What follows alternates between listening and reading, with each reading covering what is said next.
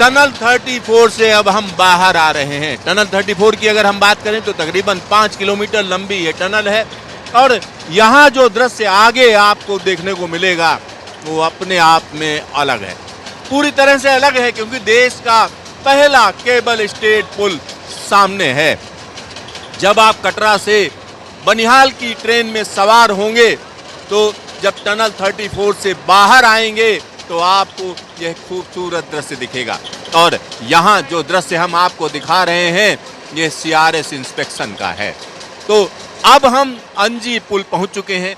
अंजी पुल की बात करें तो 96 केबल पर आधारित यह पुल है और यह पुल कहीं ना कहीं देश का इकलौता ऐसा पुल है जो रेलवे पुल जो केबल स्टेड है। और इसमें अगर केबल्स की बात करें तो जो केबल्स लगाए गए हैं वो इम्पोर्टेड हैं, बाहर से लाए गए हैं।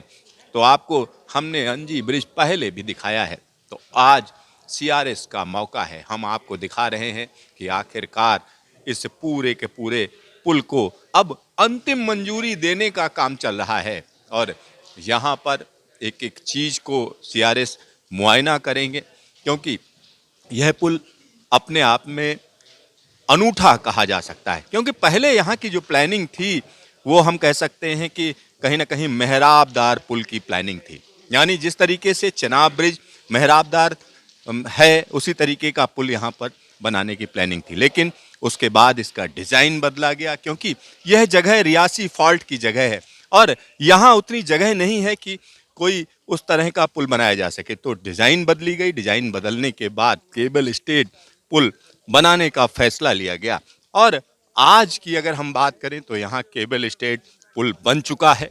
और आज अंजी अपनी कहानी कह रहा है, क्योंकि अंजी की जब हम बात करेंगे तो नीचे अंजी दरिया है या अंजी नदी है और आसपास जो ऊंचे पहाड़ हैं वो आप देख सकते हैं। तो ये टिपिकल लोकेशन है। इस पुल को जो सबसे ज़्यादा दिक्कत जो महसूस की गई वो कह सकते हैं तेज़ रफ्तार हवाओं से। तो उन हवाओं से प्रोटेक्शन के लिए कहीं ना कहीं इसमें व्यवस्था की गई है, वो भी हम आपको दिखाएंगे। ख़ास तौर पर इस पुल की जो दूसरी सबसे बड़ी खासियत है वो हम कह सकते हैं साइट स्पेसिफिक सीस्मिक सर्वे किए गए, यानी भूकंप के लिहाज से इस पूरे के पूरे पुल को सुरक्षित रखने का भी इंतज़ाम किया गया। अलग अलग एजेंसीज़ की मदद ली गई। और अगर हम इस पुल के डिज़ाइन की बात करें तो असिमेट्रिकल पुल है, यानी एक हिस्सा अलग तरीके का है, दूसरा हिस्सा अलग तरीके का है। और यह पुल यहाँ पर आप देख सकते हैं पीछे टनल 34 में कैमरामैन से कहूँगा दिखाएं। और साथ ही साथ यहाँ पर जो जिस टनल से होकर हम आए हैं उसकी अगर हम बात करते हैं तो यह टनल 5 किलोमीटर से थोड़ा सा ज़्यादा लंबी है और इस पुल पर हम आपको कई बार लेकर आए हैं जब यह बन रहा था। आज यह पुल पूरी तरीके से इसका निर्माण हो चुका है और यहाँ जो जब इस पुल पर ट्रेन आएगी तो हम कह सकते हैं कि ये बैलास्टिक ट्रैक है, क्योंकि इस पूरे के पूरे प्रोजेक्ट में 111 किलोमीटर के दो हिस्से ऐसे हैं जिनको हम कह सकते हैं बैलास्टेड, बाकी बैलास्टलेस ट्रैक है। तो यहाँ हम आपको दिखा रहे हैं कि किस तरीके से सीआरएस इंस्पेक्शन किया जा रहा है। और साथ ही साथ अगर हम इस पूरे के पूरे प्रोजेक्ट की बात करें तो अंजी ब्रिज एक अहम कड़ी है, निश्चित तौर पर कहा जा सकता है।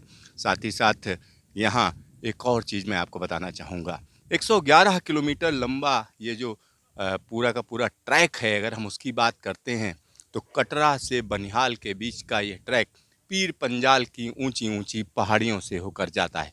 और इस समय हम सीधा सीधा इस ट्रैक पर पहुंच चुके हैं और ये आपको हम ट्रैक दिखा रहे हैं, पुल दिखा रहे हैं।